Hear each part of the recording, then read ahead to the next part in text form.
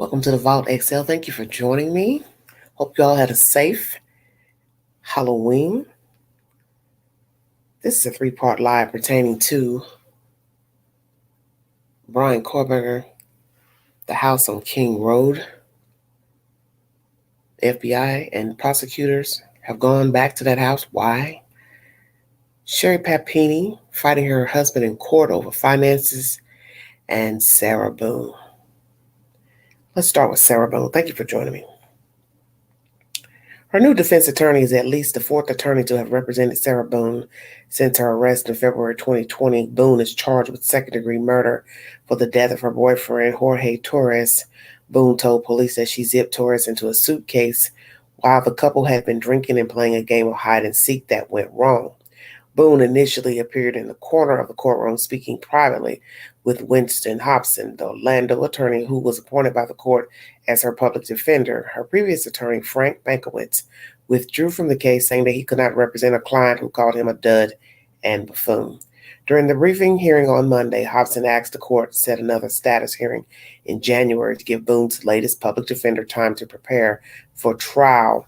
The judge set a January 16, 2024 date for the pretrial conference, at which point the defense will be expected to set Boone's trial date. The state had no objections. Prior to Bankowitz joining the case, Boone had a number of public defenders who withdrew from the case, citing conflicts of interest.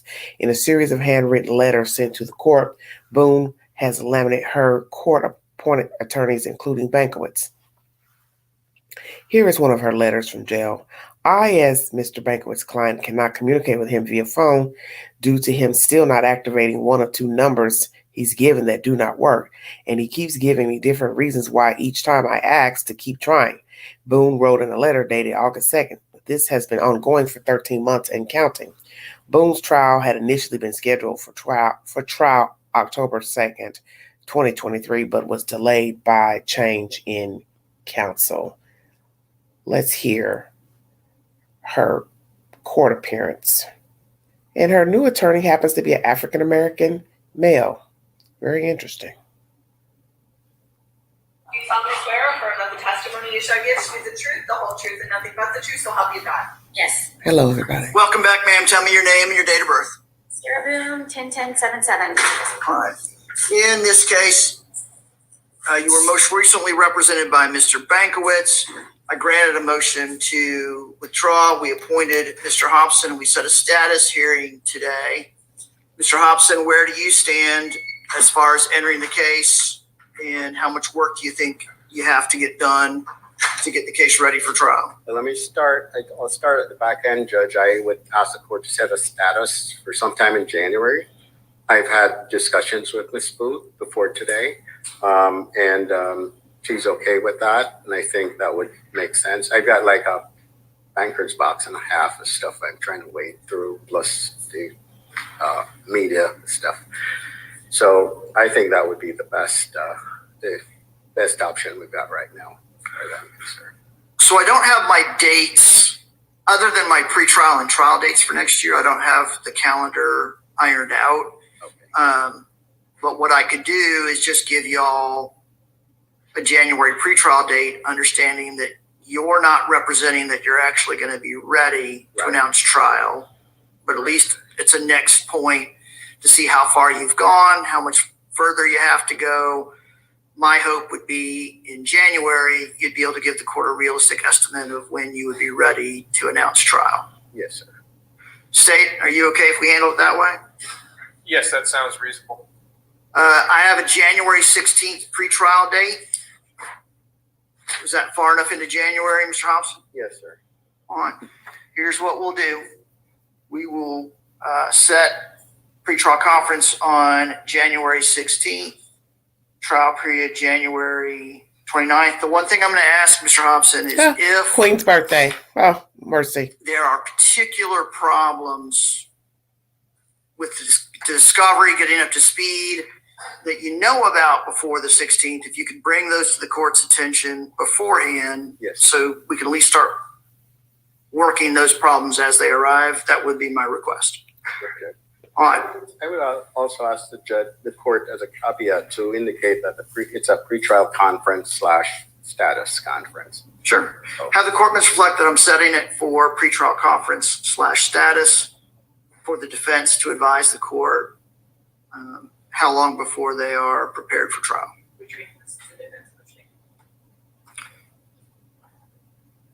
I think speedy trial was waived long ago. 4 years on, Judge. Okay. So I'm just going to court reset it for those dates. Yes, sir. Anything else I need to do on Ms. Boone's case today? Nothing else, Your Honor. All right. Ms. Boone will be returned to the Orange County Jail pending disposition of her case. Yes. Yeah. Thank you, Judge. All right. That's all I have. Okay. Have a good day. Ms. Vega, are you ready on Hope? All right. Let's call up Hope. Yeah. So here you see, well, you're not seeing, but she whispered something to the attorney, spoke, thanked him, and left with the bailiff, with the sheriff. What is the issue with Sarah Boone? Because the judge had warned her last proceeding that he would take a look if there would be another problem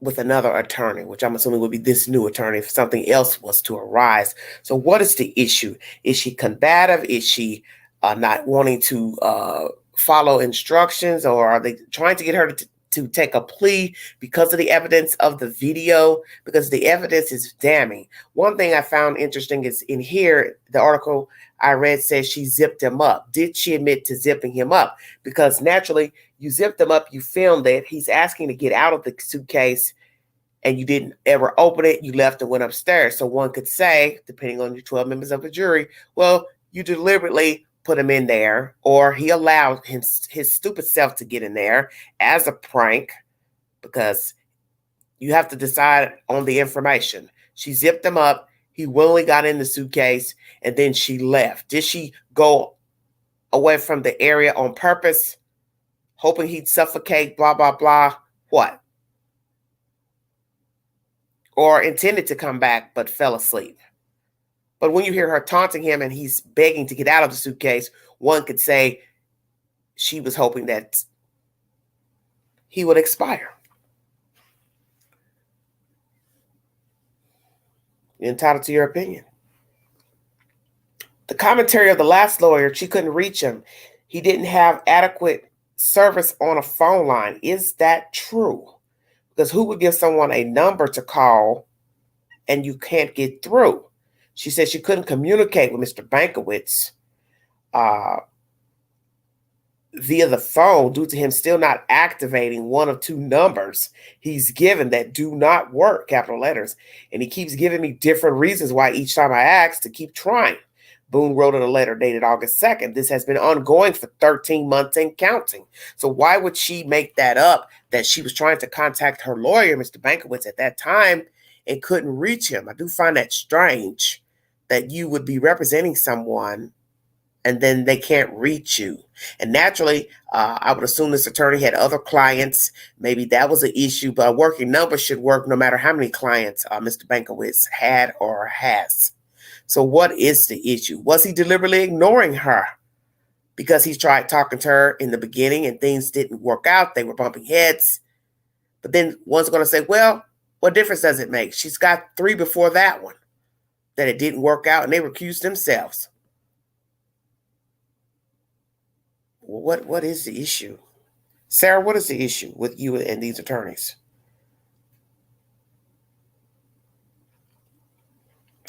Naturally, the trial was supposed to start in October, but it hasn't because of change of counsel.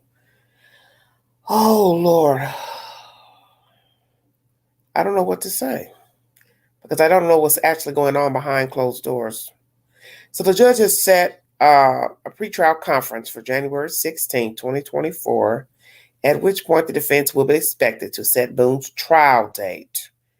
The state had no objections. So she did have public defenders before Mr. Bankowitz, and they all withdrew from the case, citing conflicts of interest. So was Bankowitz not a public defender? I don't know, but maybe the issue is a multitude of things.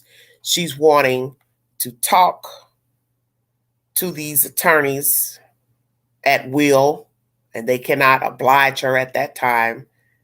Maybe they talked to her and was trying to give her the best option for her circumstances, and she would not comply or adhere to their suggestions, such as take a plea. Take a plea to what? Manslaughter or something like that. Because you did talk very nastily to the man while he is obviously not being able to breathe inside of the suitcase. Now, naturally, you hear her saying that there was room during the body cam of police officers. There was room in there as far as a finger. He could get a finger out, or he should have been able to unzip himself. But authorities counter that with, no, ma'am, there was no way for him to unzip himself from inside. Because don't you think he would have done that if he could have? And another thing that's very poignant of this commentary is her saying she put him in. So then they can't be a game of hide and seek. Because how can it be hide and seek if I put you into the suitcase? That means I now know where you are. And how are you hiding if I know you're in the suitcase and I put you in there, or you allowed me to put you in there and I zipped you up, however you want to word it. Because I don't know if she's even going to say that when it's time for trial, that she said, hey, get in the suitcase, I'll zip you up. Let me see how long you can last and I'll unzip you. How did it really go? Because I know that even with adults, when adults drink, they can do stupid things, foolish things. And one would be this scenario here. If indeed it went that way, he willingly got in. Whether it be he got in on his own or she said, hey, get in. It's still ridiculous, because why would anyone get in a suitcase, sober or not sober? I don't recommend it. So you have this alleged hide and seek game, which, as I said, it can't be hide and seek if I put you in there. If I even, as I said, whoever came up with the grand idea to get in, it's not hide and seek, because I'm zipping you up. And we now know he couldn't have zipped himself up, because that's what was said by the authorities. So that means you zipped him up. And at some point, the game went awry when he wanted to get out. And she's saying, ugly things, negative things about the relationship, how he's treated her, and she filmed it. And that's what got her arrested. She filmed it saying these not so nice things. So it looks like it was, what's the word I'm looking for? Intentional. No matter whose idea it was to get into the suitcase. Filming it and saying those things about how do you feel, blah, blah, blah. Look what you did to me. It didn't go over very well with authorities naturally. And so they're not going to believe that you walked away accidentally. I went to use the restroom, blah, blah, blah, fell asleep. They're not going to believe that because you filmed it and then you're saying nasty things to the man, so it looks intentional. It's a very wicked story, and that's what brought the house of cards down for Miss Sarah, is because of her filming it and the fact that he couldn't get out of the suitcase, which means you should have let him out at some point before he would, expire inside of the suitcase. And that is a terrible way to die, asphyxiation. You've heard this many times with true crime. It is probably one of the most horrific ways to die, being strangled or suffocated, because it takes a while. And even if it's just 3 to 4 minutes, I'm sure to the person who's suffering, it feels like eternity until you actually just conk out. And even with the incident with George Floyd, we're talking about almost 7 minutes of somebody putting a knee to a neck. So that would have to be even more gruesome to have your eyes open and have your airway cut off. Fast forward January, how is it going to look? Is she going to comply? Is this lawyer going to talk to her, try to get an understanding with her, be able to gather all the information, bring the information forward? Because as you heard him say, he has a lot to get together. pertaining to evidentiary material, gathering up, paperwork, documents. And it's gruesome going through paperwork, because I'm just sitting here thinking there's no telling how many, file folders there are, or actual boxes of information, pertaining to the case. But that is that person's job, because he or she chose to be an attorney, and that's their job. Will this, I'm going to say district attorney, is this public defender going to have help? Will he or he rather need help going through this information? Because I don't know how many boxes there are, how many file folders, but just trying to keep abreast with everything, because naturally the state is ready. They've been ready.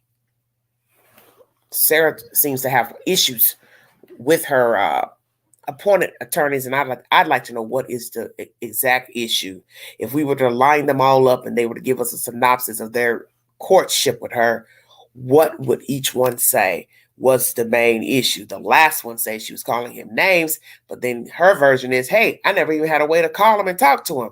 So now we have to ask that. See, y'all got a question to ask. How could she be calling you a buffoon and a dud if there's no activated number? And if this went on for 13 months of her trying to call a phone, then how would she be able to call you names? I'm confused. So in order for her to call you names and you decided to remove yourself, then that means you've had to have had contact with Miss Boone, you or someone from your office, if you're not a public defender. So who's telling the truth here? Because I always tell you to listen to the information. The story will spin itself just from what the people are telling you. She can't call you names if she doesn't have contact with you. So that means she's either sending emails some type of way from a device from jail, text messages, messenger, through an iPad, or a direct phone call and leaving a voicemail, or she's talking to you or somebody from your office directly. Those are about your only options. And or handwritten letters. So what is the truth? That's my information pertaining to Sarah Boone. Very diabolical story. Hopefully when January gets here, things will go forward, because there needs to be an ending. I don't like trials that just go on and on and on. I mean, hearings, procrastinating because it's ridiculous. You're wasting these people's money. Get on with it. And if you've been in jail 3 years, it seems like to me you'd want to move the case forward as to get yourself out of jail. I wouldn't keep battling with these attorneys. And naturally, public defenders, defense attorneys do have other clients they have to meet with, go to court, go over paperwork. So they can't coddle each client individually day for day. So as I said, what are the issues with the last ones? Were any of her claims unfounded, lies? Or did these people just didn't want to be bothered with her and the case itself? I don't know. It's strange to me. All right, everybody. Oh, next is Miss Papini. Thank you for joining me. If you'd like to donate to this great network, $Big Angie 129 Cash App, stickers and chats always welcome during the live stream. She seems to be having some issues with her husband, Miss Papini. This is some more interesting nonsense. She didn't do all of her time. She ended up just doing, I believe, 18 months, which I think is a travesty of justice, but it is what it is. And it seems that most of these women who commit these crimes of fraud and, as I say, child rape, they don't do a lot of time in prison for some reason. Why, I do not know. Hello, everybody in the chat. Thank you for joining me. I find it strange. Update today, Tupac Shakur's murder suspect, Mr. Keefe D, has pled not guilty to the rapper's killing. Law and Crime is the source of that said information. ABC News is the source pertaining to Sherri Papini, everybody. Let's see what they have to say about what's going on with this lady. More crazy nonsense. Never stops, never ends. Give me a little bit of time. I will be bringing you content pertaining to Mr. Avery. I meant to get that to you a few days ago, but I've been a little behind schedule, but we're going to talk about that. For lying to police, and now she's back in court facing off with her estranged husband. Eva Pilgrim here with the story. Good morning, Eva. Good morning, George. The once married mother of two, now divorced. Sherri Papini finding herself before a judge again, even taking the witness stand, this time fighting with her now ex-husband over money. This morning, new exclusive images of Sherri Papini back in court. The California mom who lied to authorities about being kidnapped and tortured, now appearing before a judge as part of her divorce proceedings. At time, visually emotional. I'm going to do everything I can to find my wife. Keith Papini, who searched for and then stood by his wife when she returned home, filing for a divorce after the hoax was revealed. A judge ending their 13-year marriage. Obviously, you've heard the questions. You've seen some of the photos. From my side, but now you're telling me, okay, you guys can go home now. Well, do you think I want her anywhere around my kids or around me at all at this point? Now, the couple in a heated fight over finances, including insurance money paid to the couple for home repairs when married.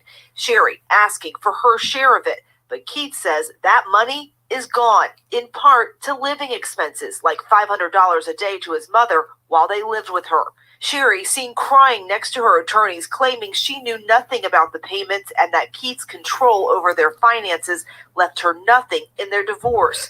But on the stand, Sherri repeatedly invoked the Fifth Amendment when asked about her own finances and how she paid her part of family expenses after she claimed she was kidnapped. The fact that she's been prosecuted in federal court doesn't prevent her from being prosecuted in state court. I'm assuming that her lawyer is trying to protect her from any new charges, maybe stemming and related to her prior actions, but it could be related to any new potential accusations and charges regarding their finances. Papini was released from federal prison in August after spending 18 months behind bars for faking her own kidnapping. In November of 2016, Sherri Papini vanished for 22 days, turning up on Thanksgiving morning on a highway nearly 150 miles from home. Papini telling authorities she'd been kidnapped by two Hispanic women, but nearly 4 years later, police discovering it was all a lie. Investigators say Papini planned her disappearance for months and spent the entire time she was missing at her ex-boyfriend's home. And the Papinis have two kids together, a judge previously awarding Keith temporary custody. Guys, we remember this case oh so well, Eva. Okay, thank you. ABC News is the source. A lot to digest with this situation. There are probably going to be people who really don't care about Ms. Papini at this moment due to the allegations against her and the court finding her guilty for filing a false report and exacting a fake hoax of a kidnapping. But let's ask the first question. Is she entitled to any monies from this insurance company? One could say no. This was something that allegedly went to the house that you needed to whatever happened to the house to be repaired. So it goes to the house itself, no matter who's in charge of regulating the money. So was the money regulated while she was in this kidnap phase? I do not know. Oh my goodness. The fact that they're asking her what her finances were and how she was able to sustain herself when she got out. I don't know if that's a strange question or not, because I assume that she and her husband were together when she was released. So, hello, Amy. Why is the court asking that? How is she able to sustain herself? Or where was she getting money from? I would assume her husband. She didn't have a job. So many questions you can ask about Ms. Papini. The fact that it took 4 years for law enforcement to bring charges, I don't understand that. I never understood that. Why would it take 4 years to bring forward charges? What was it? What was the date and the time? Yeah, I want to be meticulous on this one. That someone said, light bulb moment, I think she orchestrated this. I don't think these people kidnapped her. It's strange to me. Very, very strange. I also believe they got money from the California Victims Association, where they give people money who've been involved in heinous crimes, been victims of crimes, which is a very noble thing to do for a state, to give you money, because people are victimized every day. And she got a lump sum of money. I believe it was about $30,000 or something like that. And I believe they were ordered to pay that money back, which rightfully so. It should be paid back. But he spent that on credit card bills, so on and so forth. And then, I thought about it at first, and I said, well, I really can't judge them about that, because whenever you get money, no matter where the money comes from, you are entitled to do what you want with the money. Whether it's the state giving it to you, you want it from the casino, the lottery, it was gifted to you. What you decide to do with it is your business. And naturally, you're going to have bills to pay regardless. So I try not to judge that too harshly, as far as he took the money, the husband, and paid bills with the money. Paid credit card debt, I believe, with that said money. And then some people thought maybe he was in on it. And I thought, well, what man would want his wife to go stay with another man in order to try to get some money from what? GoFundMe, gifts, random strangers. You don't know what you're going to get just because you say, hey, my wife is missing. And I can't see a man condoning his wife laying up with another man just to try to get some money or hope we would get money from the state. That's just a luck of the draw, that you'd be chosen as somebody that the state would give money to. So I don't think he had any involvement. But what do you think about this case of her suing her husband for the insurance money? I really don't know the details about this insurance money that they needed for their house or whatever. But I would assume it would have been applied for while they were together. My understanding, he only filed for divorce once he found out she was brought up on charges for fraud, filing a fake kidnapping complaint. So, it's a mess. So where is she going to stay? Where is she staying now? She's been out since August, so she's been out a few months. Where is she living? Where is she residing? Does she have a job? Who's going to hire her? All of that. Does she have visitation rights to the children? Should she have visitation rights to the kids? You also heard in his commentary, he didn't want her nowhere near the kids. This is what he said to the judge. I don't want her around. I want her around the kids. So does she have visitation rights? Should she been able to get custody of her children, regain custody now that she's out? Lots of questions. I will post them to my community board after this live stream. What is she going to do now? Because she's tainted like so many people who get themselves wrapped up in drama, true crime, and at some point when they are out of prison, out of jail, whatever, they have to go forward with their life. See, this is something Carly Russell should think about. Although she's not married to anybody, she doesn't have children, knock on wood. But you're not thinking about down the road what life is going to be like with this hanging over your head as somebody who lies and makes up things. But we heard this about Sherri. She was very good at making up stuff, telling elaborate stories. And I've told you all this so many times, that when you hear stories like this, the perpetrator, Sherri, has been doing this. Because what did I tell you? You don't wake up as an adult lying, spinning webs. You've been doing it probably since childhood, adolescence. That's usually when lying occurs. What starts off as just, Johnny tells little lies and little stories. They become, just lies.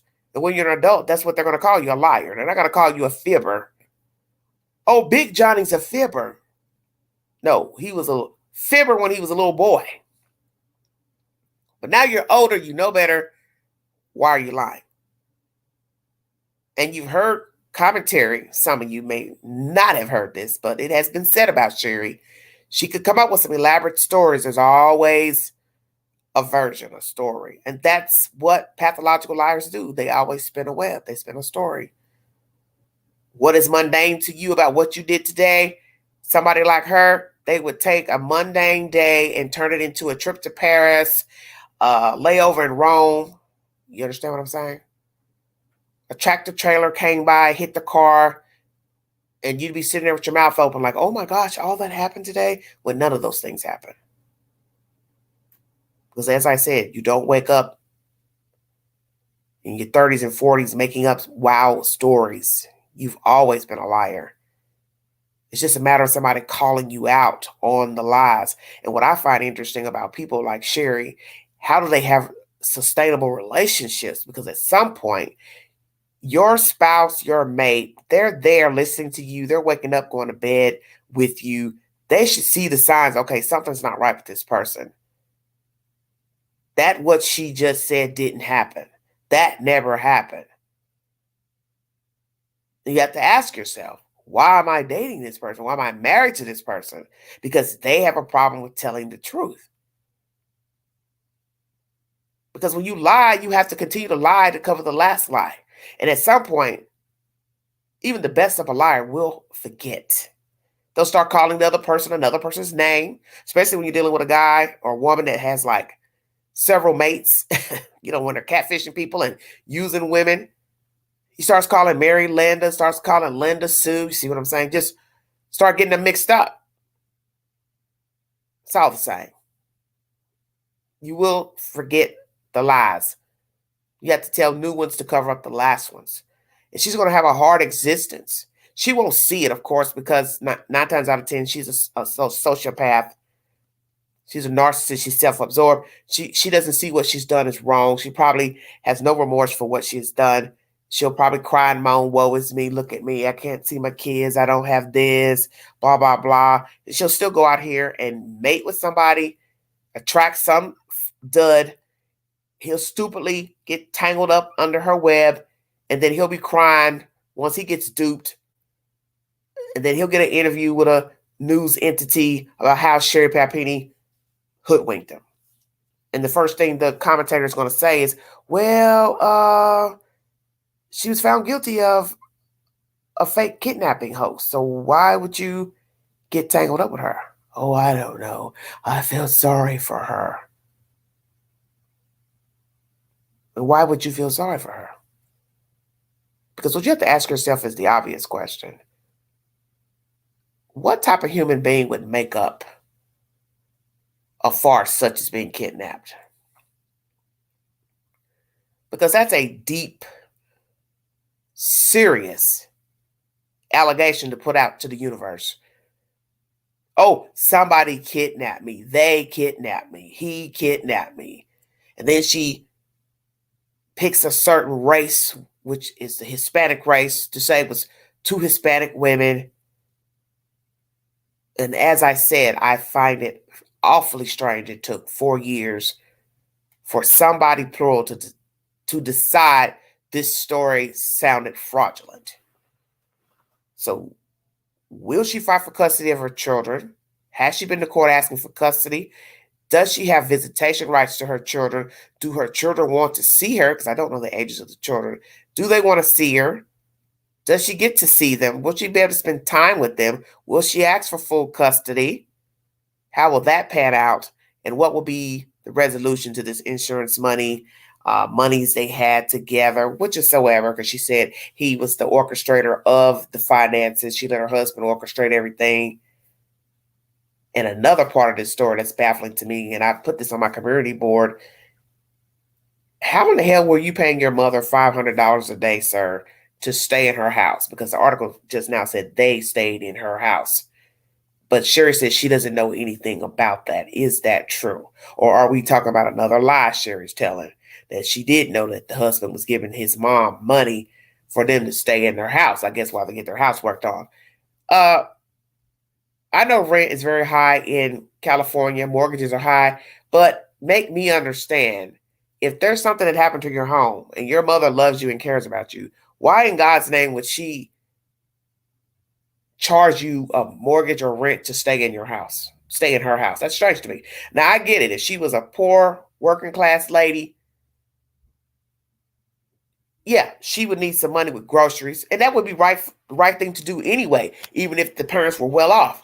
You do need to give some money, towards something to help out with, water bill, gas bill, because you're going to be maybe using a washing machine, dryer, flipping on lights, taking showers, so on and so forth, buying food. I get that.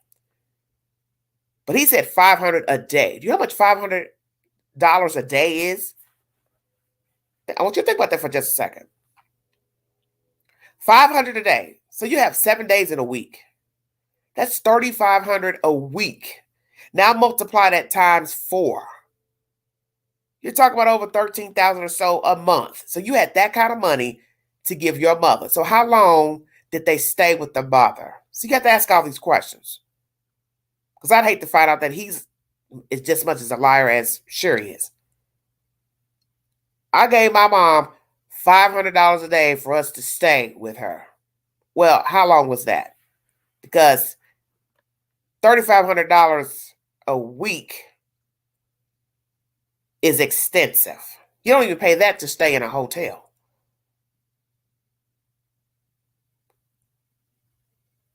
I don't know. And as I said, some of you may be saying to yourself, I don't really care about Sherri or what's going on with her and her husband due to the fact of what she's done. Oh, well, if he spent all the money up deliberately, unintentionally, so what? You are entitled to your opinion.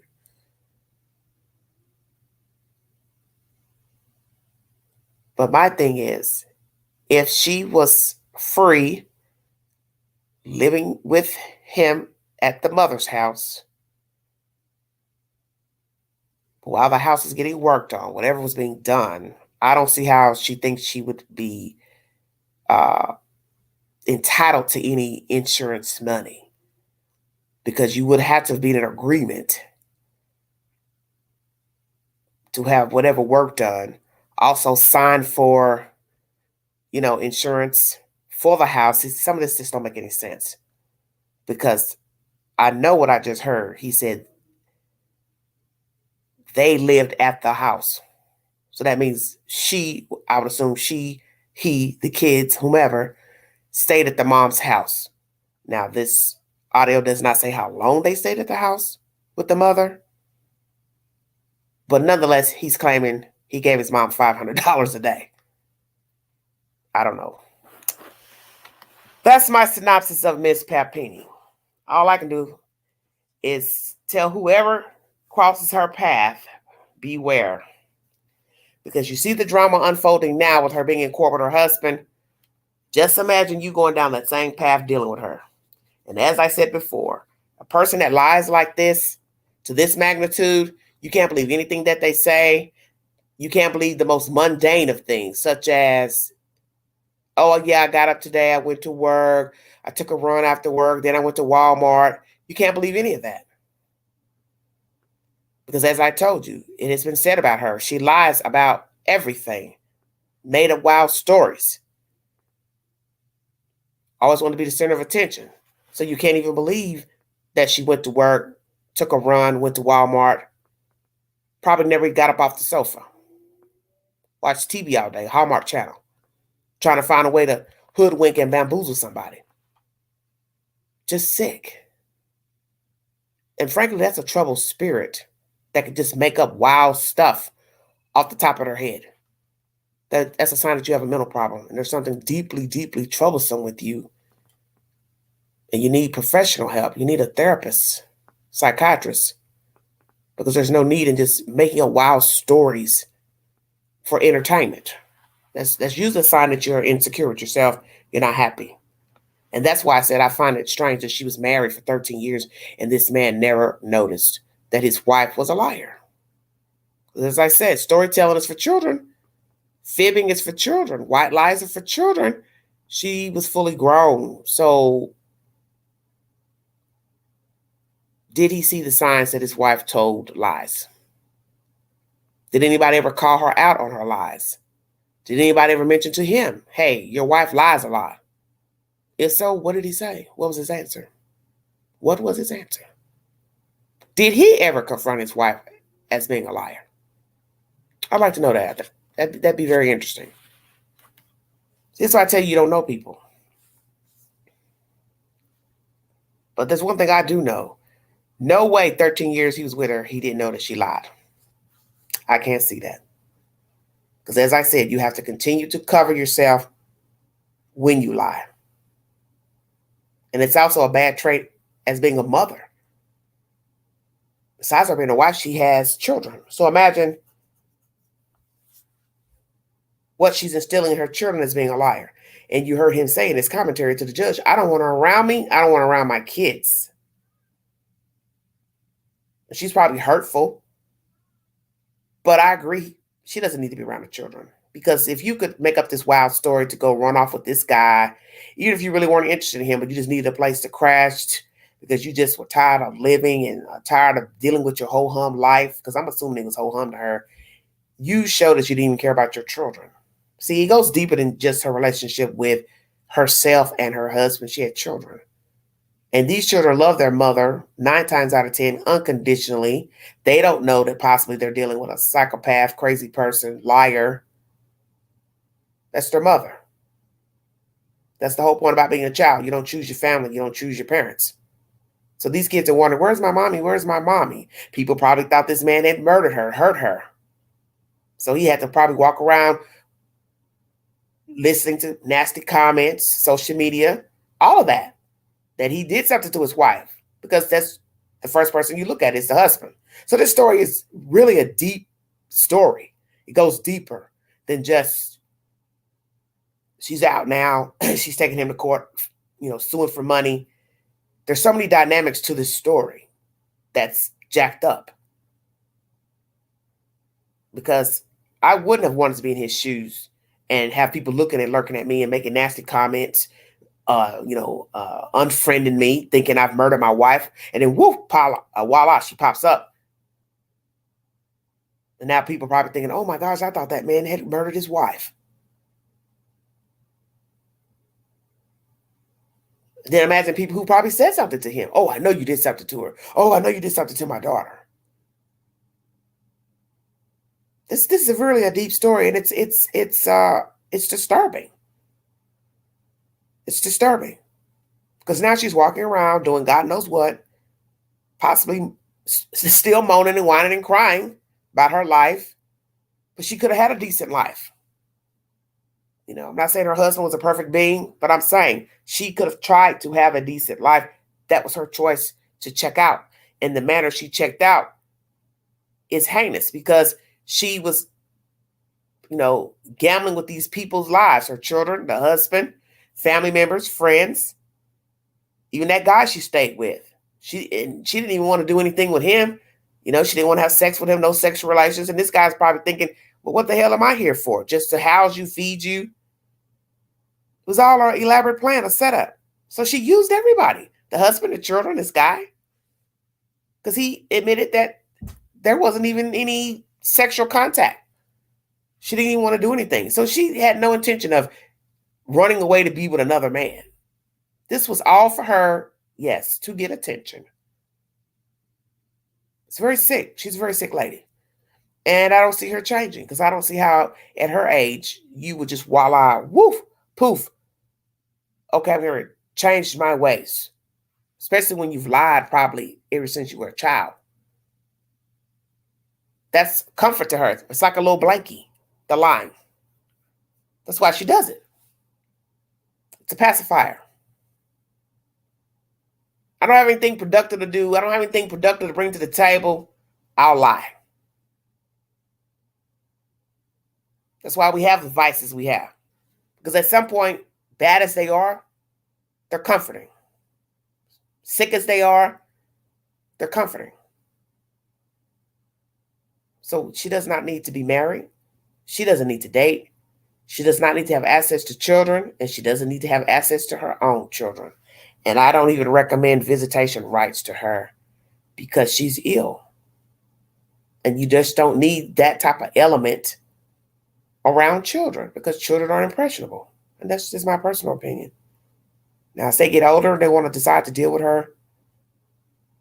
Maybe it's teenagers or so, perhaps, because like I said, I don't know the ages of the children. But if they're smaller children, school age, hell no.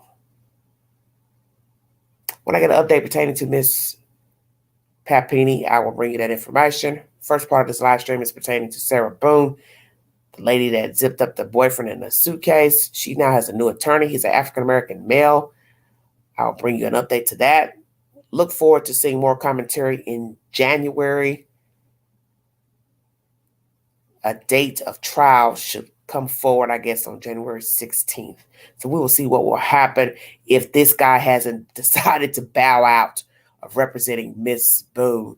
Let's mosey on over to the Pacific Northwest and talk about the King Road house. It's remaining.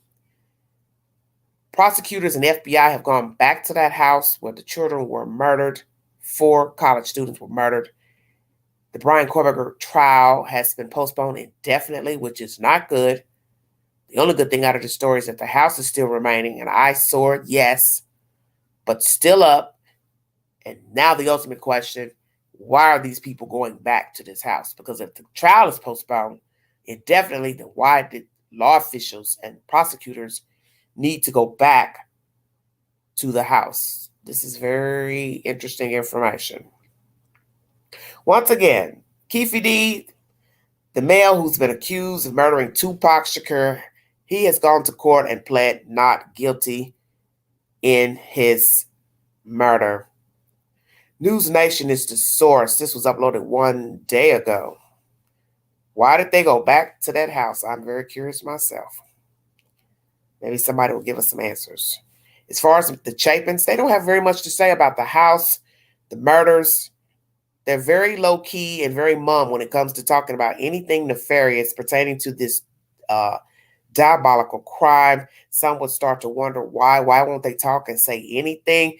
As I said before during a live, maybe they just don't want to focus on anything negative pertaining to that fateful morning because their son is gone. He was brutally killed with the other young ladies, and maybe they just don't want to focus on Kohlberger, the circumstances of the how, the why, the what's, the where's. So now we have to ask ourselves the obvious question. In the past months of this debacle, of them not talking about the crime itself, Kohlberger, the trial, the house, will they even go to court? Because now I'm curious. Will the Chapins even go to court to hear the trial, since they have no commentary pertaining to the crime? It's very interesting because most people will have something to say about the perpetrator who's been arrested as the suspect. These people have nothing to say. Now I am starting to wonder why not. I mean, you don't have to dwell on it, of course, but your child was murdered. And I am curious to why they have nothing to say about the proceedings, cameras in the court, the house remaining, going, never giving any public commentary pertaining to the crime. They have nothing to say about the suspect, Mr. Kohlberger, if they believe he did it, didn't believe it. I do find this very interesting. Let's get on with this. News Nation is the source, everybody. We were just so incredibly close multiple times to that house coming down. I thought it was a misprint when I read what I read this morning. Yeah, I mean, listen, you said it, Ashley. The family trusted their guts. They have been fighting and fighting and fighting for this house not to be torn down. And all the experts on the case there in Idaho were telling them they were crazy. The prosecution signed off on the demolition. The defense signed off on the demolition. The University of Idaho has sure been in a hurry to tear that house down. Well, guess what? The house didn't get taken down right away, and there they were, back there today. You had the new video. We had exclusive video. It wasn't just a couple of FBI agents, Ashley, going in and out. It was an entire team. For whatever reason, they decided they needed to remap out the house to build this model that they planned to build. They had all sorts of specialized equipment out there today, 3D imaging machines. They had a drone up over the house. None of this would have been possible if the original plans had gone through. And you said it. It wasn't just one plan. It was over and over again that the university and the prosecution wanted to tear the house down. And thank goodness that the family, the Gonzalez family particularly, kept fighting, because obviously police found value in going back in the house today. So Gigi, jump in on what Brian just said. Obviously, they saw value in going back in. I don't understand how 12 months later, they can just now be seeing the value of going back in to take these measurements. The house has not changed. Everything is exactly the same. And there was meticulous investigation that went on for months. Yeah, they did some measurements in that initial investigation, but the difference is that everything was still in the house. So what the FBI did, thank goodness they didn't tear it down. You can't put toothpaste back in a tube. Once it's down, it's down. But the house is empty at this point, and now you have this trial delayed indefinitely. These models take months to put together, to get all the data analyzed. So the FBI thought it's a good time, with the trial being delayed, to go in there and do our Faro scanning and get their own measurements separate from the initial investigation with the house being empty. So, Brian, when I was reading the statement from Steve Gonsalves and Xana Kernodle's family, they released a joint statement together. And I will tell you this, that I texted back and forth with Ethan Chapin's mom and said, do you have any thoughts about this? And she said, no, I don't. And she's been very much like that since the beginning. This is extraordinarily painful for everyone involved, and everybody reacts differently. But that was the reaction from Stacey Chapin, that she did not have the same reaction that these other family members did. Brian, when Steve said, Steve has taken the lead, but this is Steve and also the Kernodle family. It is our understanding that the King Road residence will not be demolished until after the trial has concluded. Do they have information that we don't have? Is this now fait accompli? It is staying up, and it could take years to get that trial, to finish up. Well, it seems like what they have been told, Ashley, is different from what the university is putting out publicly today, because when they made the announcement today that the FBI and police were going to be going back into the house, they said in black and white, the university still intends to demolish the house, not this semester, though. Look, it's no surprise. They've said all along they want to demolish the house. They want this house down. I mean, I don't know if it's a PR thing. I get that it's very, very sad to have right there next to the campus, but they're not giving up on that. They're still not saying officially to us that they're going to keep the house standing through the trial. Perhaps Steve has some different information. Yeah, that stood out to me. Gigi, the university, we don't know their motives, right? Like, let's be honest, there are a lot of students at the University of Idaho that are probably affected in some kind of PTSD from what happened there, and they're reminded of it on a regular basis. It is an eyesore. It is a horrifying memory. It is a traumatizing thing. It is a trigger for a lot of people. So I get it. If the University of Idaho wants that gone and wants a beautiful park to remain, I could list off the top of my head dozens of crime scenes where that has happened. Beautiful parks and memorials have been erected in the place where horrors have transpired. So I don't besmirch the university unless it's just for PR, which I don't know. It may not be. But what is the rest of the community there saying, Gigi? Like students and residents of Moscow, like how are they weighing in on this? Yeah, kind of what you just said. It's very traumatizing to see that house, because there are students that live in very close proximity within eyeshot of that house. They see it multiple times a day, and then they know what happened there. So the general consensus is everybody's ready for it to come down, but I think everybody also could understand that it comes down when the time's right. And maybe that is after trial, as we see here. They're doing work. We want a conviction that sticks. If a jury finds him guilty, let's get everything we can before we tear the house down. And then, make plans to make it something nice of remembrance. But right now, it's still a crime scene. It's still evidence. And we're seeing that today and tomorrow with the FBI in there. Yeah, I mean, listen, justice for those 4 innocent kids should be paramount to all of our feelings. I mean, I really do believe that the families and their memory really deserve the best shot at litigation and prosecution and defense that can be offered in this case. And when it comes to that, I mean it. The defense deserves to have that place, and the prosecutors deserve to have that place. I was astounded when they agreed to demolish it together. Hey, Gigi and Brian, thank you both. Really appreciate it. Thanks, Ash. Thanks, Ash. News Nation is the source. That's Banfield, everybody. Well, let's chop up what was said. Once again, she spoke with Miss Stacey Chapin, who has nothing to say pertaining to the house remaining. Mr. Koiberger.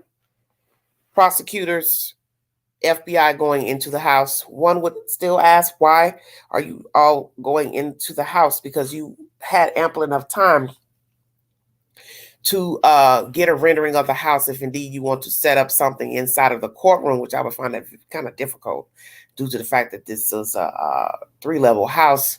How is that going to work out, having this mimicked inside of a courtroom? Because usually they'll just do room by room in courtrooms pertaining to a crime. You know, maybe set up a bed or a sofa, something like that. You have different areas of crime scenes, so I'm trying to put in my head how this is going to play out in a courtroom. So months and months of you being able to set up visuals of how you want to do this later on down the road. FBI going in, why? To what? Gather more evidence? Do they feel like they've missed some places, or they feel like with all the furniture and everything out of the room, there might be some places where there's could be, I don't know, because if all the furniture and everything's been moved out, I would assume after you did all that, you would have also cleaned the place. Unless I'm wrong. So this is what I'm trying to figure out, why the FBI would be going back in. Prosecutors I can see going in to assess the situation if they want to have, you know, models set up for court. Would the FBI only be going in with them as to watch the gathering of whatever they're picking up out of the house? Because to me, everything in the rooms as they were would be very prevalent in setting the stage in court. Because you can't, I don't see how you're going to reenact something without the actual lamp on a stand, a bed pushed up to a wall, a shoe, you know, near a bed. All that needs to be just the way it was in order to show how the person got in. Why one person probably couldn't get out, as we heard Steve say. The girls would have been cornered into the bed. Kaylee would have been, you know, cornered into a bed, if I'm not mistaken, because the way the bed was set up in the room. So to me, having the rooms look identical to the way they were, to me, would make more sense. That's why many people would be questioning, why are they going back in now? Now, two, the only thing I can think of going back in now is you're looking for more evidence and you all didn't clean it. You know, crevices, door jams, window seals, baseboards, more DNA gathered. Because we're now about to approach a year that the crimes took place. So once they got all of the things out of the house, which that was into the new year of 23, all the belongings of all the kids, I would assume all that would have been done by what, spring of 2023. So why did anybody go in to do whatever they went in to do here recently? I'm just curious. As far as the school leaving the house up, have they talked to the prosecutors to say, we want this house down? Did they change their mind? So this is why there's a rush of the prosecutors and FBI going back into the house. They want to tear it down. And now that they know that the trial has been postponed indefinitely, that's even more of a reason for the school to say, well, we want to tear it down. It's been up long enough. What is the real deal? Because as I said, the prosecutors, they've had months to go in and make models of the house, however you want to word it.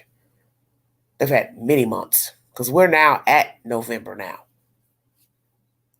So they've had time once everything was taken out to swab for anything else, such as DNA, if they didn't clean the house. But my understanding, they cleaned the house because I thought that was mentioned way months ago that they had teams come in to clean the house. So exactly why were they there? And as I said, if I'm going to set up a model for court, I would think I would be setting it up as the way it looked at the time of the crime, because people can get a better visual with what was actually at the crime scene, such as the bedding, pictures on the wall, a lamp, a chair.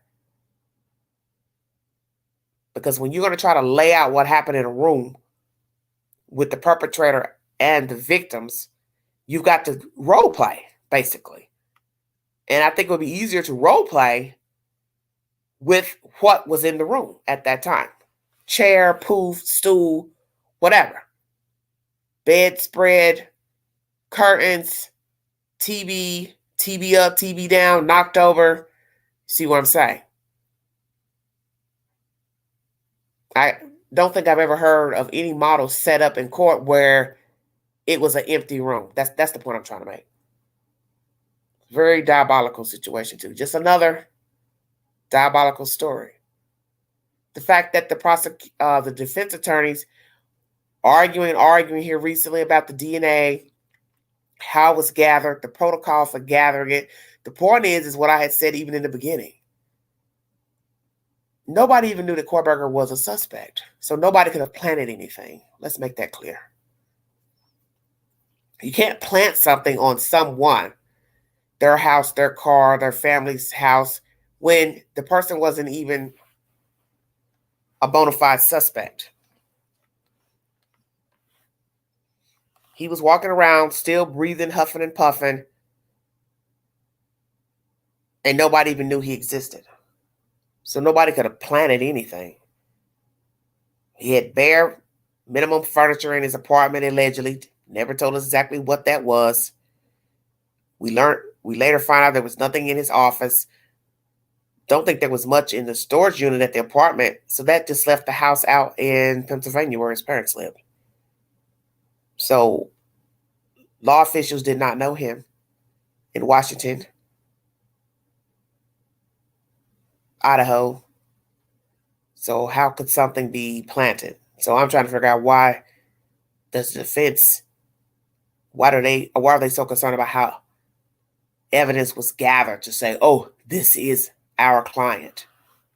Well, let's see now. Is it because he brought a knife to the scene in a sheath? He took the knife out of the sheath, but he forgot he had touched the button on the sheath with his bare hands, which left touch DNA. How about that? Because you see, you always forget something in committing a crime. That is how most criminals are caught. They forget something, such as touching the button on the sheath, footprints left behind at the scene of the crime, carrying your phone to the crime, carrying your phone to stalk the victims, follow the victims, being in the vicinity of the house. You have your phone with you. And he's there a multitude of times, but yet he's not from there, doesn't go to school there, doesn't work there, doesn't have friends in that town. Why are you there? Your phone put you there the next morning. Well, same morning, but hours later.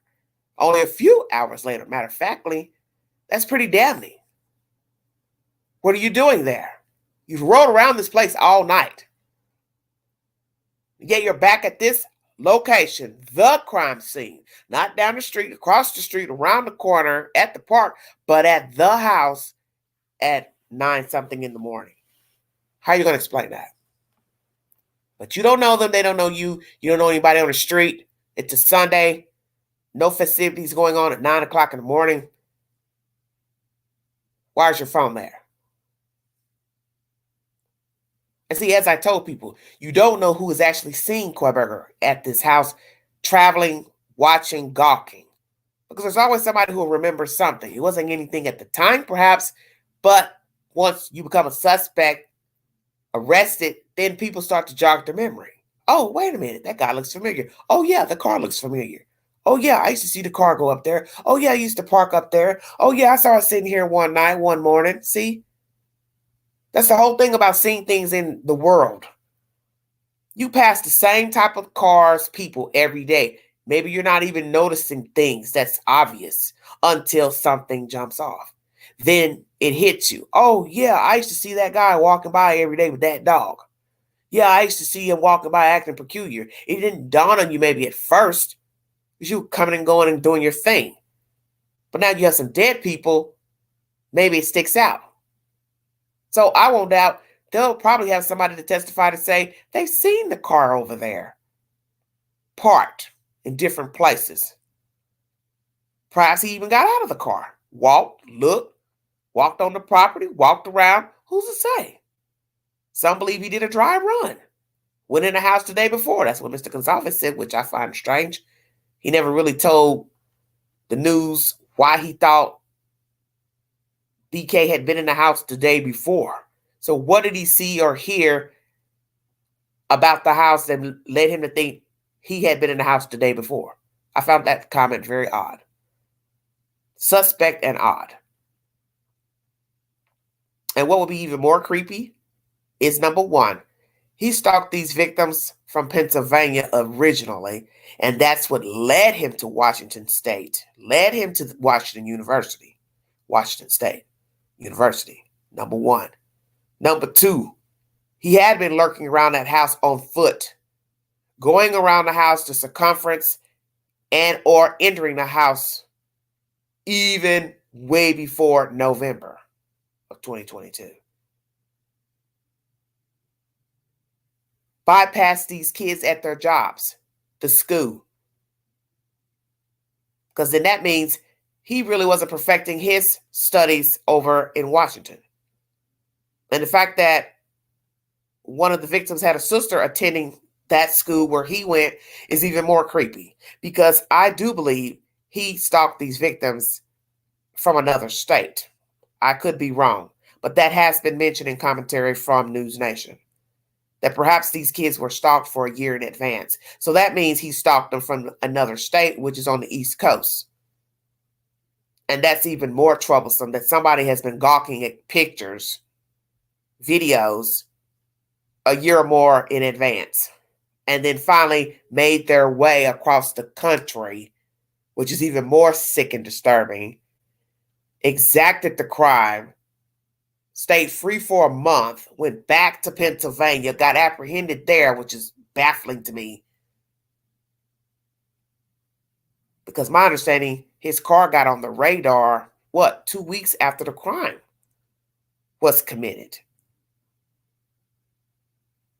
One of the officers there in Washington spotted the car. And if I'm not mistaken, it was 2 weeks after the murders. And I think that once you spotted the car at the campus, apartments rather, you should have ran a check on who he was, got the photo ID from the driver license, took it to the police station in Idaho, and had Dylan and the other roommate come to the station and look at the photograph. And then if she had said, oh yeah, this favors the guy that walked by me that morning, then that's when they should have went to the judge and asked for a warrant to search his car, apartment, the storage unit at the apartment, his office at the university.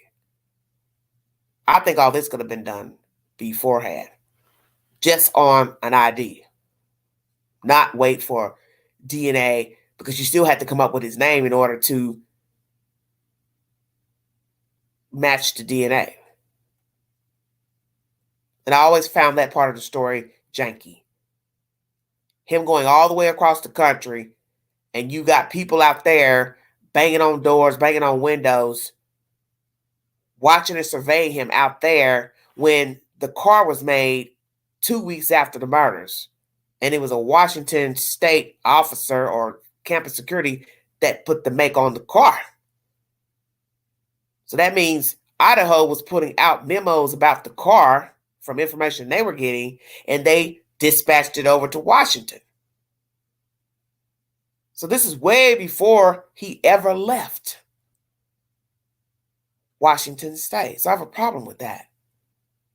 And maybe that's where all this hoopla and mess is coming in with the defense on how they got evidence against Mr. Kohlberger. Very, very disturbing case. And I hope 12 members of a jury can come to a sound decision about the evidentiary material, other evidence that the state has. And I think the state probably has a whole lot more than what has been revealed, because naturally they didn't want any of that information to get out to the public. But I believe they have a whole lot on Kohlberger, and way more than just the data, the car, the DNA on the sheath. I think it's way more than that, because I got a feeling somebody's going to put him there. And it ain't going to even be somebody that lived in the house, because you only have 2 victims that are alive, allegedly. I think there are going to be some people who live in the neighborhood who are going to say, I've seen him walking around, stalking around, driving around, sitting in a car, because you really can't stalk people by just driving by the house. You're going to eventually park your car.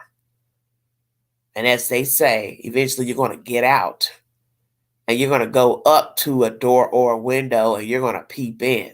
This is a very brazen act. And that's why he chose that time of morning to do it, when he felt like all is still, all is quiet, no movement on the street, next door, in the house. So he's watched the house. And you can't, as I said, watch it by just driving by. This is a sinister story, and it's scary as hell. Because as I said, you can be violated a multitude of ways in life. Hurt in the street, but in your house, your house is sacred.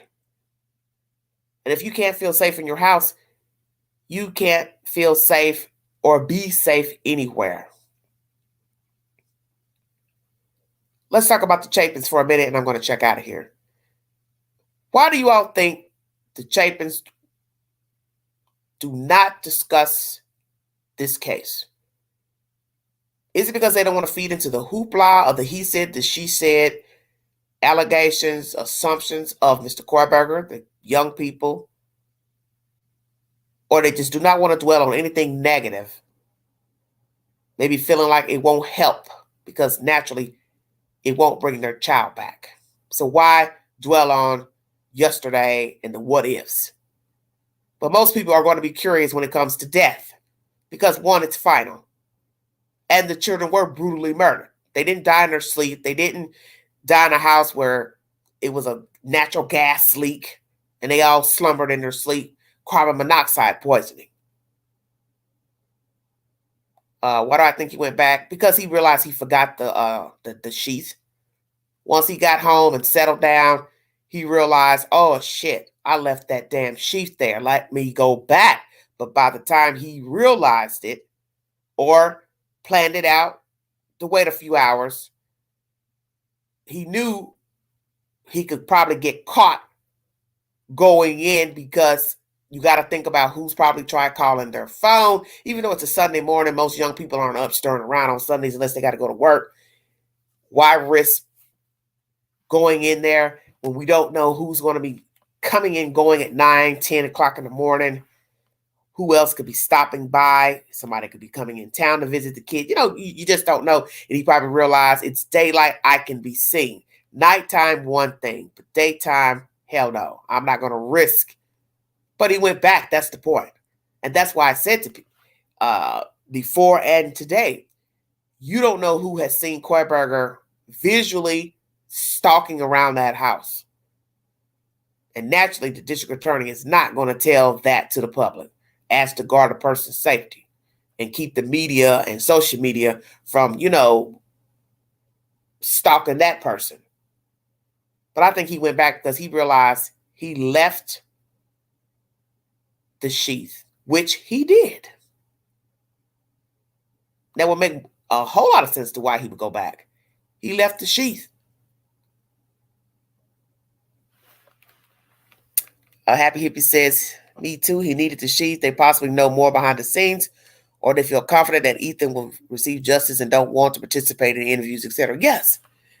They may be that type of family that we don't dwell on the negative. We're not going to dwell on the hype and give people on social media stuff to add to the story.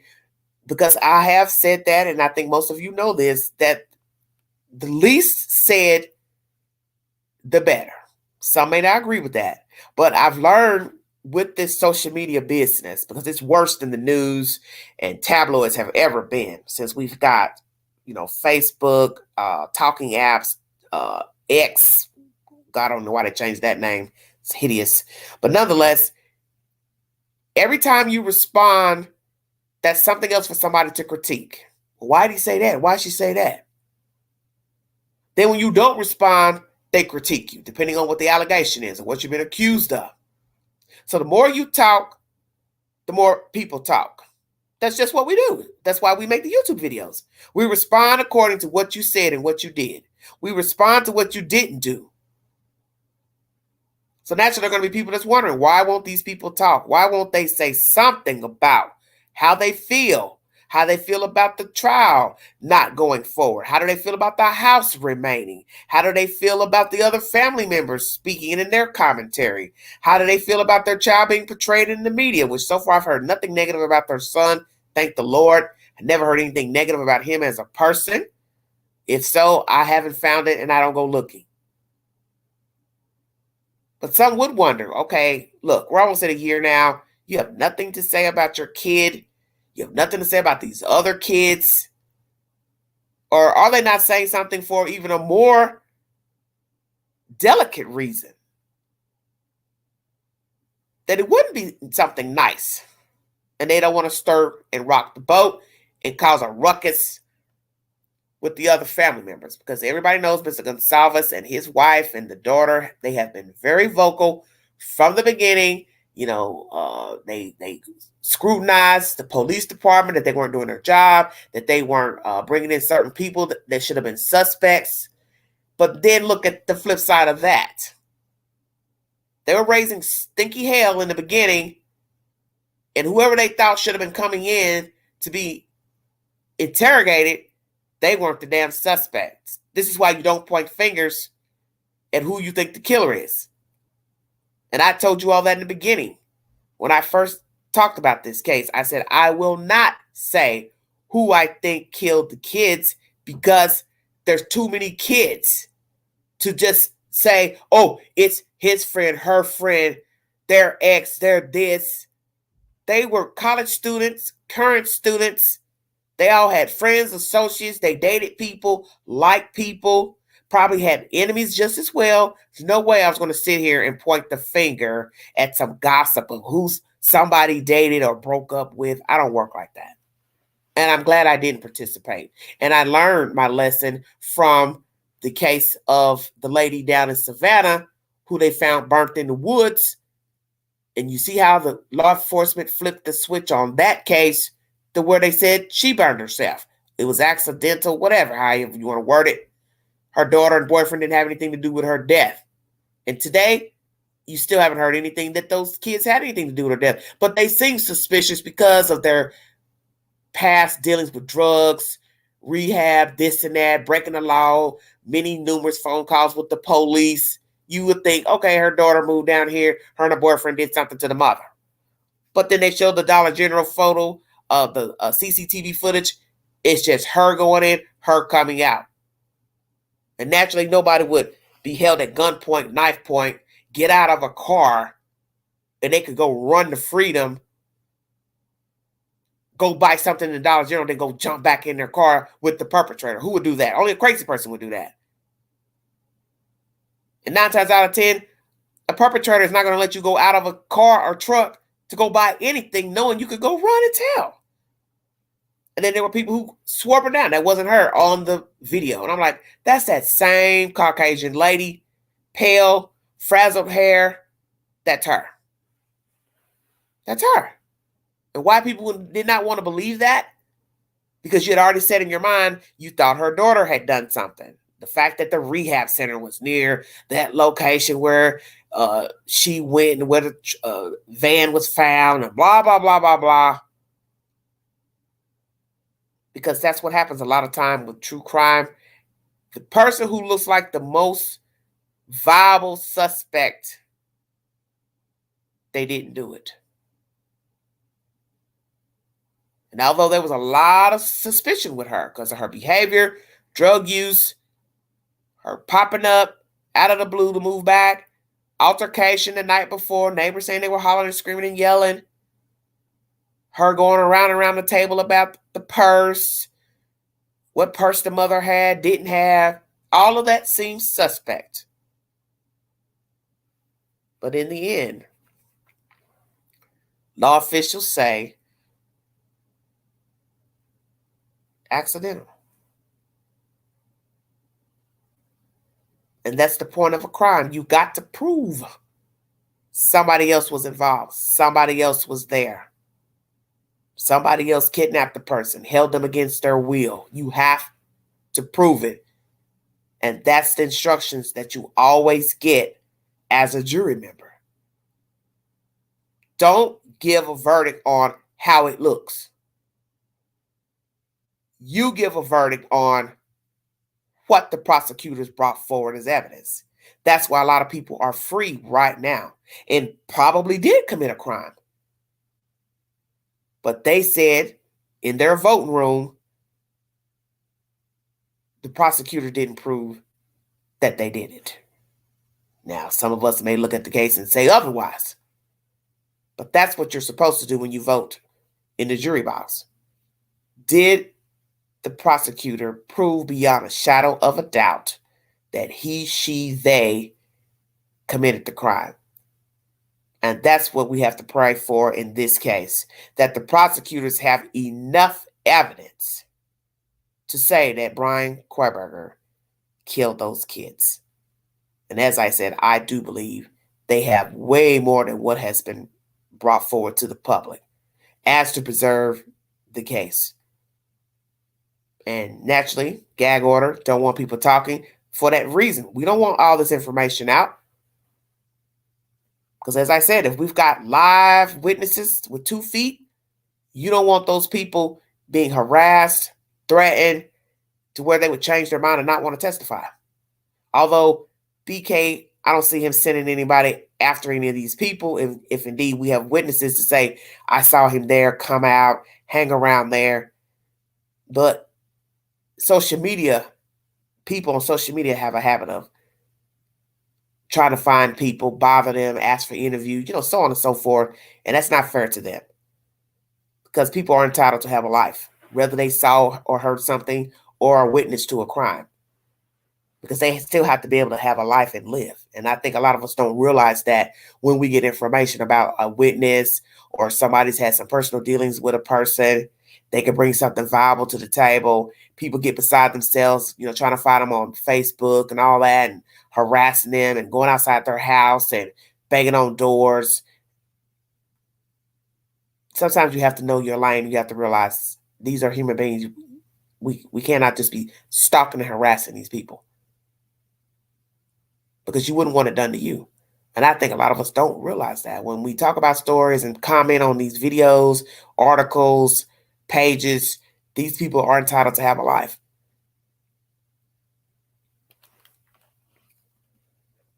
The boat? No, I haven't heard anything else about that.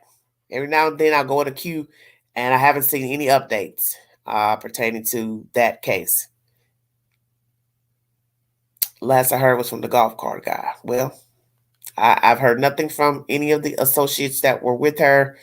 I haven't heard anything from the mother, and I haven't heard anything from law officials pertaining to the investigation of that incident. That's once again a very horrific story.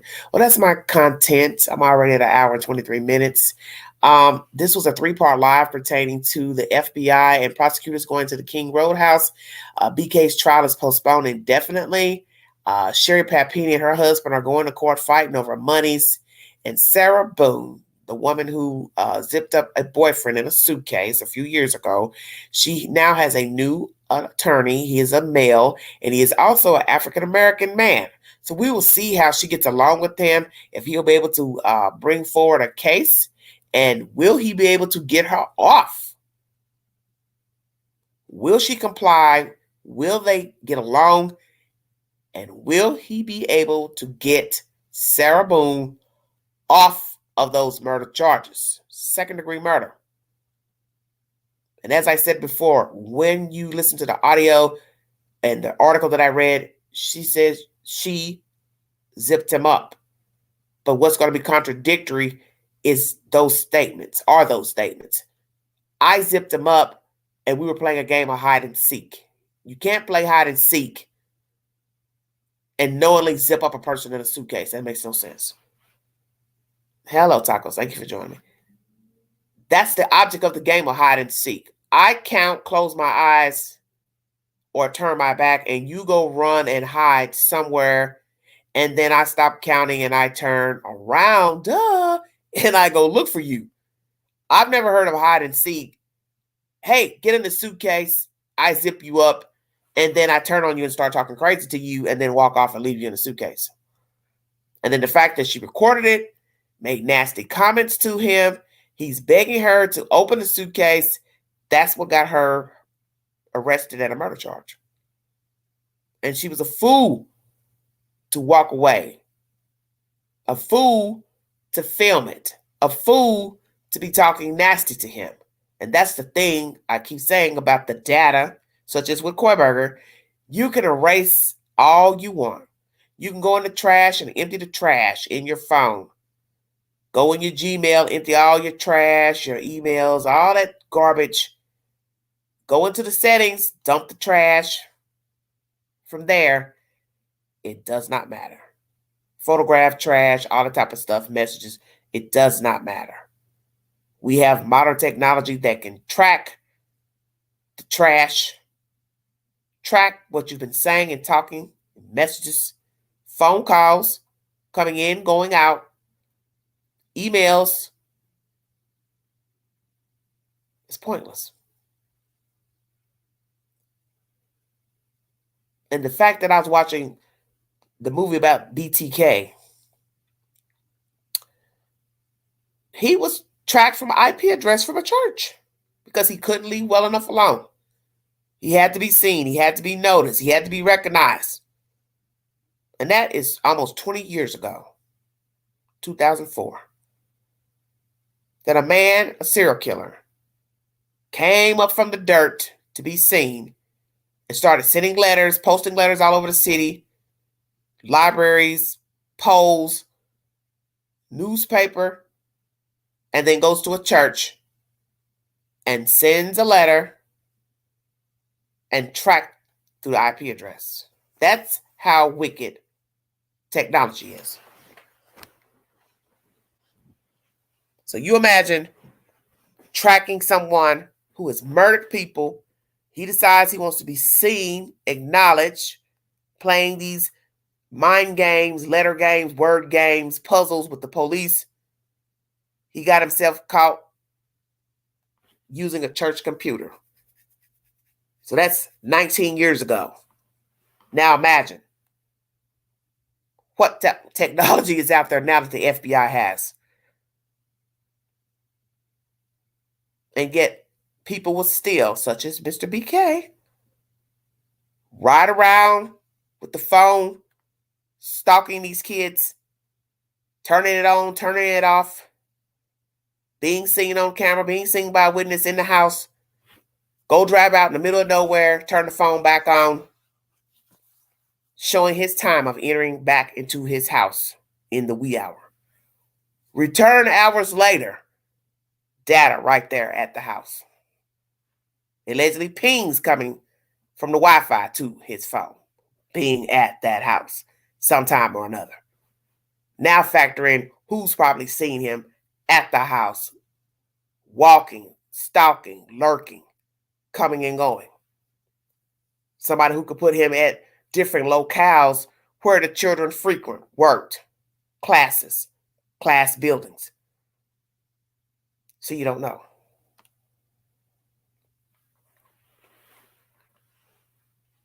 That's my content for this evening. Once again, if you'd like to donate to this network, $Big Angie. 129 Cash App, stickers and chats are always welcome during the live. Thank you for your time. My next live, because I want to get this content out, is pertaining to Mr. Avery. There is a man who was incarcerated with him, and he has given commentary in a documentary. And I'd like to play that information for you all and get your opinion pertaining to this guy, if you believe what he has said. that Mr. Avery had said to him while being locked up. Do you believe that Mr. Avery was a born killer, or was he groomed by his circumstances of being falsely accused of rape? And then he became angry, bitter from being locked up. And when he got out, he decided to exact revenge on an unsuspecting female because of being incarcerated all those years. Do you believe today that that nephew had any involvement in the crime against Miss Teresa Halbach? What are your thoughts on Mr. Steve Avery? It's a very interesting commentary. I'm going to try to bring you that by tomorrow when I get off from work. I'll bring you that commentary. Thank you all so much in the chat for joining me, all my guests and people I haven't heard and seen from in a while. Thank you so much. Have a wonderful weekend. Be safe. Please check my community board for said updates, storylines, polls. Take those polls. Make your voice count. Make this content go viral. Like, share, subscribe. Drop your comments below the video. Thank you for your support. And once again, I hope everyone had a safe Halloween for those who celebrate. Hope the kiddies got their bellies full of candy. Please check all candies and treats and fruit that the children received for Halloween. We're now in November. Doesn't even seem like it. Very chilly here in the high 10. So wherever you are, if you are in a climate where the temperature is dropping, please make sure to keep warm. Keep space heaters several feet from your bedding, your sofas, so your things don't catch a fire. Make sure you check your gas gauges. Check on anyone who does not have proper heat in his or her home. And be kind if you see someone out that is homeless. A pair of gloves, mittens, a scarf, a hat could go a long way to someone who does not have housing. Thank you for your time, everybody. You've been listening to The Vault XL. Have a wonderful weekend.